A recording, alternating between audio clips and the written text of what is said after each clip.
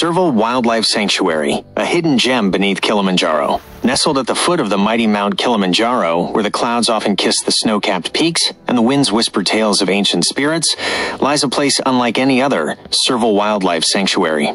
To many, it is a hidden gem. To those who've walked its paths, it is a living testament of what harmony between man and nature can truly be.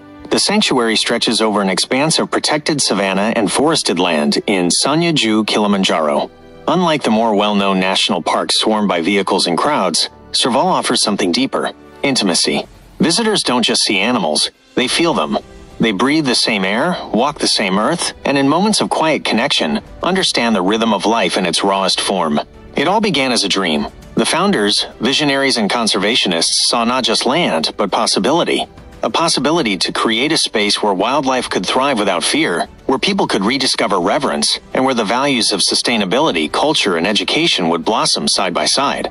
From the ashes of what was once overgrazed terrain, they birthed a paradise. At Serval, giraffes don't run from you. They walk with you. Zebras, with their curious eyes and cautious grace, come closer than you'd expect, and the air always seems filled with the subtle music of nature. Chirping birds, distant roars, rustling grass. Every structure within the sanctuary blends into its surroundings. Eco-lodges are built with natural materials, shaded by indigenous trees, powered by the sun. Water is harvested, waste recycled, and every guest is educated in the ways of mindful living. But what truly makes Serval special isn't just its beauty. It's the soul of the place. The animals here have stories. There's Malkia, a rescued lioness once trapped in a roadside cage, now queen of her domain. There's Moja, a giraffe who arrived orphaned but now stands tall and regal. Each creature is treated not as a tourist attraction, but as a sentient being with a right to peace and space. And the people? They are the heartbeat. Local communities, the Chagga, the Maasai, are not outsiders to the sanctuary, they are partners. Their traditions, wisdom, and stories infuse the land. Elders teach guests about the sacredness of the balma tree, of medicinal herbs, and of ancestral paths that once crossed these plains. Women craft baskets and beads sold at the sanctuary gift shop. Youth are trained as nature guides, animal caregivers, storytellers. One cannot ignore the transformation Serval has brought. Where once there was conflict between man and beast, now there is cooperation. Former poachers have become wildlife stewards. Farmers have found markets for organic crops. Children, once unfamiliar with the value of their own heritage, now dream of becoming conservationists. The food served at Serval is a celebration of the land.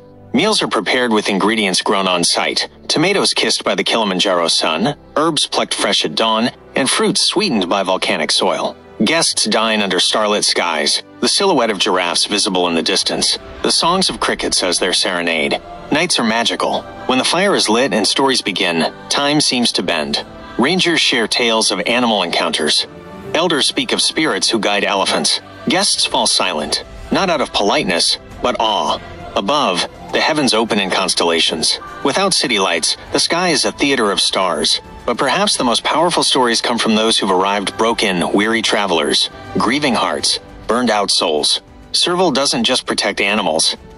It heals people. Something in the stillness, the wildness, the purity of this place reconnects you, reminds you, renews you. Children play among the acacias.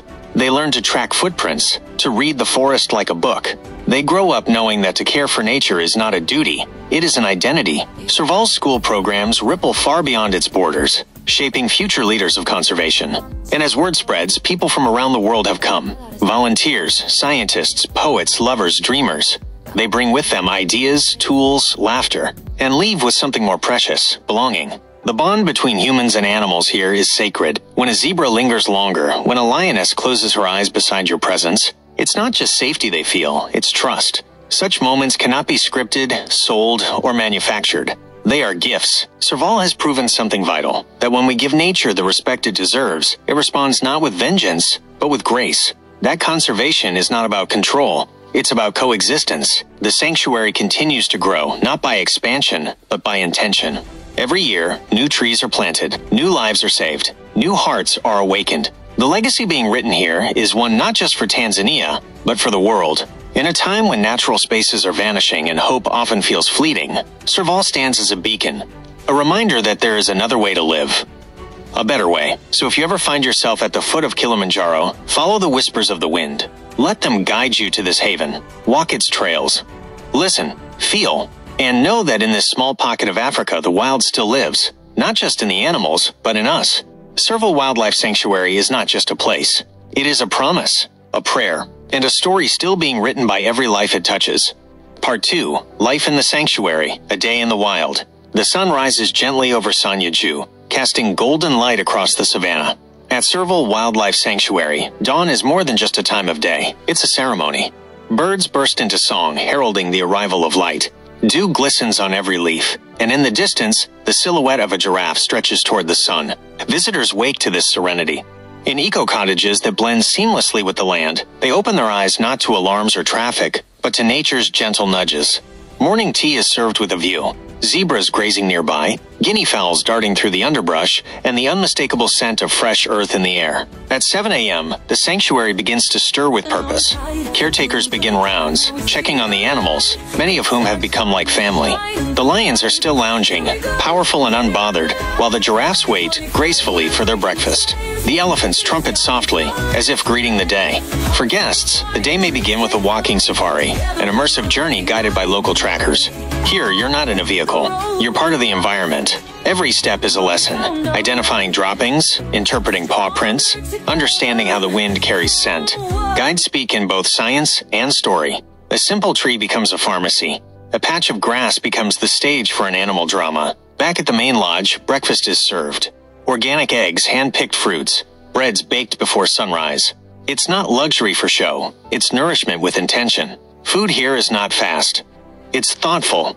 Every ingredient is traced back to the land, every flavor enriched by its origin. Then comes time with the animals. Guests may assist in feeding, cleaning, or simply observing. It's never rushed. There are no time slots. If a giraffe chooses to walk beside you for an hour, that's your itinerary. If a lion decides to rest near your path, your plans pause. Nature leads. Each animal has a caretaker who knows them intimately. There's Joka, the young elephant with a limp from a childhood injury. His keeper, Amina, knows just how to calm him when storms pass. There's Taji, a cheetah who only responds to Maasai lullabies sung by her original rescuer. These are not performances. They are relationships. And it's not just the animals. The land itself is alive. The sanctuary hosts tree planting ceremonies, where each tree planted is given a name and a purpose. Guests learn about soil health, water conservation, beekeeping, and how each small act helps the whole. As afternoon sets in, the sanctuary breathes slowly. The heat draws animals into shade, and guests rest or journal in hammocks beneath canopies of green. Some choose a cultural exchange, bead-making with local artisans, or a visit to nearby villages to learn farming techniques and folklore. Evening brings new light. The sky turns orange, then crimson, then deep velvet. A fire is lit. The scent of roasting maize mingles with the sounds of drums. Storytelling begins. From rangers who've worked here for decades. From elders who remember when leopards walked these paths freely. From children who now see the sanctuary not just as a park, but as their future.